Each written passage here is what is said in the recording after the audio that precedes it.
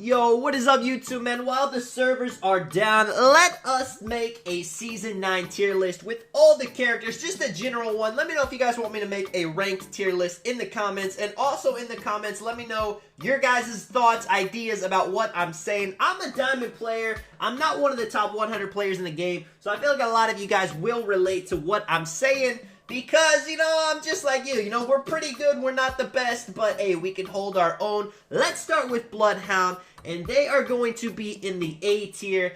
Bloodhound is a tracking character, and they track well. The passive, the ultimate, the tactical, even the recon ability where they can find the next circle. It's all useful. It does not matter if you're playing by yourself, if you have a full squad, if you're playing with randoms. You can play pubs, you can play ranked, and Bloodhound is never going to be a bad choice. Now, they are going to work best in a team setting, especially if you have a full squad made. But if you're somebody that just likes to run with randoms, you don't like to have the mic on, just using your scan ability and helping people, your teammates, find the last circle with your recon ability is going to be a huge help to the team. Next, we got Gibraltar. We're going to put him in B tier. Now, Gibraltar is a great defensive legend. If you're in open ground, there's no better legend to have. He can throw up a dome shield. He's got a gun shield if he's aiming down the side, and his defensive bombardment. Nobody can push you. You can push with it. He is just an absolute tank. If you're in a 1v1 situation, it is very hard for somebody to take you down, especially with that purple armor. Next, we have Lifeline. We're going to put her in the B tier. She is a good medic, but she's not overpowered, especially if you're playing her without a squad. If you're playing her by yourself, then it's not really useful to pick her. Now, the update that she got in Season 9, her care package guarantees better loot. A lot of people are sad about the passive shield with the revive, but honestly, it's not too big of a deal. As long as your teammates crawl to some cover, it's not going to really matter. And her revive drone has got a buff. I think she is the best she's ever been. You guys let me know what you think in the comments. Next, we got Pathfinder, and it makes me sad to say, but I'm going to put him in the D tier. He's all about mobility, but I feel like there's a lot of other legends that do better than he does at getting the team to places. Now, the grappling hook, the zipline gun, it'll always be useful things for the team, for himself, for repositioning.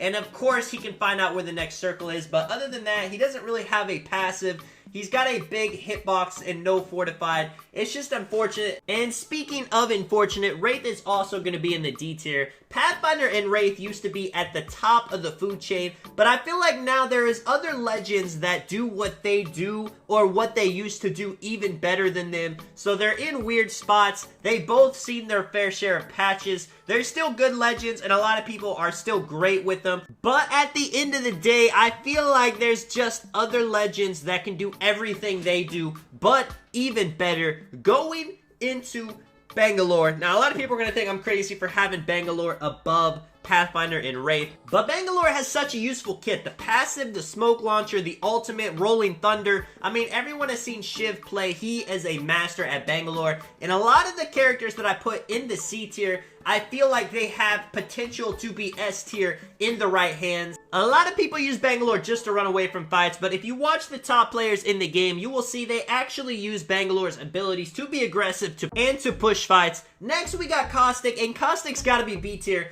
because yes, they did patch him, but he's still the best legend in the game for holding a building. I do not care who you are, what team you have. It's going to be very difficult to push a team who is set up in a building with Caustic. He's all about that gas. And he's not just stuck as a defensive legend. You can use his gas offensively too, his gas grenade. That is what puts him above a lot of the other defensive legends. Of course, he's not the best in open ground, but he does have the fortified, not as much as Gibraltar. But if you do get stuck out in the open, you're going to be able to soak up a little bit more damage than most of the other legends in the game, and that's going to help you survive those situations. Next, we have Mirage in the C tier like Bangalore, because like I said, if you are a master with Mirage, you can make him S tier. A lot of people rank Mirage a lot lower on these lists, but he is a very useful legend. He's an attack legend, but his invisibility when healing, when reviving, those are useful for the team He's a great solo legend, the best 1v2 or 1v3 legend in the game.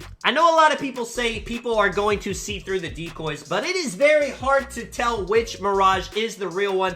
Now, yes, you're not going to bamboozle everybody. When you play against great players, they might be able to tell which one you are. They're going to drop you really quick, and you're going to feel ridiculous. But even so, he's useful in a team situation, in a solo situation, playing with randoms. He can use his ability to push fights and also reposition, and he is one of the most fun legends in the game, the first legend I ever made. Next, we got Octane. Speaking of fun legends, and C tier as well for him. Octane is another great solo legend, but also a great team legend. The launch pad is so big on repositioning. Now, there's other legends in the game that do it better than him. That's why he can't be any higher. But somebody that has mastered Octane with the jump pad, with using the stem in fights, repositioning, pushing fights, they are going to be somebody that is almost impossible to beat in a 1v1 situation. Next, we have Wattson in the D tier. I feel like Wattson is in a tough spot in the game right now. Her kit is all about defense, but I feel like in a lot of situations you would rather have Caustic. Now, someone that really fences up a building, uses her ultimate to keep people from spamming grenades on you, it's always going to be useful. Wattson does have a very high win rate, but her abilities just are a bit boring, and she's not useful in a lot of situations. Now, the passive shield regen was a good start. I feel like they need to do a bit more. For now, though, she is always going to be second to Caustic when it comes to holding down a building. Next, we got Crypto. Now, a lot of people are going to hate me for putting Crypto in the B tier, but he is great in pubs and ranked. Of course, he can do the recon surveillance. He can use his drone to find out how many squads are in the area. He can EMP, which is great. If you have a team coordinated EMP push, then they are almost always going to lose the fight against you guys. He can use his drone to pick up banners and insta-respawn people. Now, he has a very high skill gap. If you're a random person, if you're not adept at using the drone, knowing how to get in and out of it quick and when to use it and not just be stuck in it the whole time, then you're going to struggle. But somebody great with Crypto is going to be better than Bloodhound. Next, we have Revenant. Now, Revenant is going to be a C tier as well, and it's all just the death totem.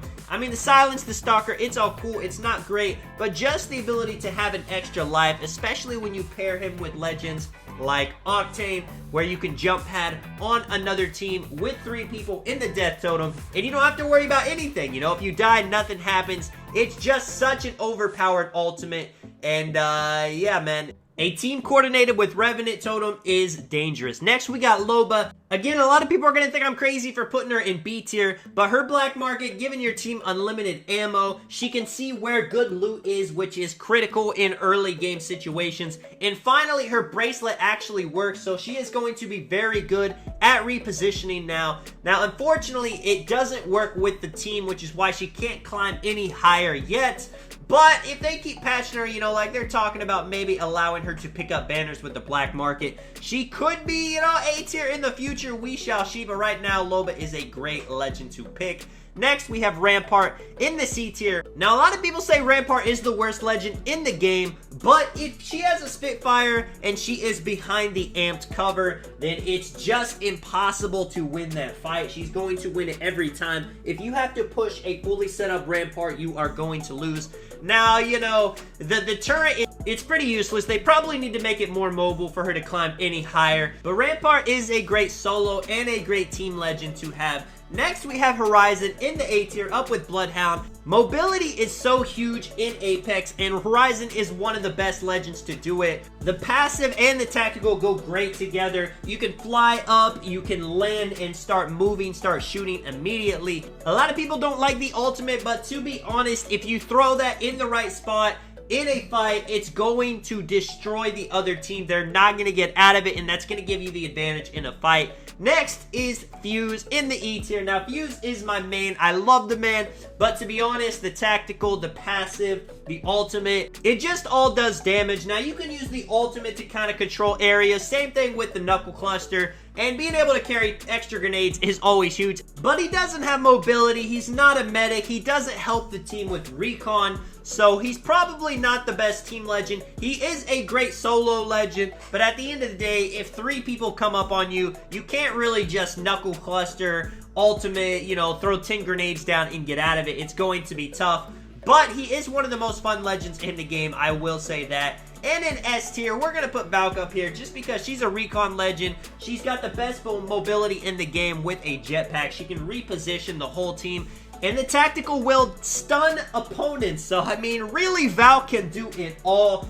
They're probably going to patch her eventually. She's not as overpowered as it sounds, but she is the best legend, I feel, in the game. Being able to fly, being able to scan people in the air, being able to find where the next circle is going to be. She honestly can just do it all. Let me know what you guys think of the video, man. This is Tonic. I will catch you guys in the next one. I'm out. Peace.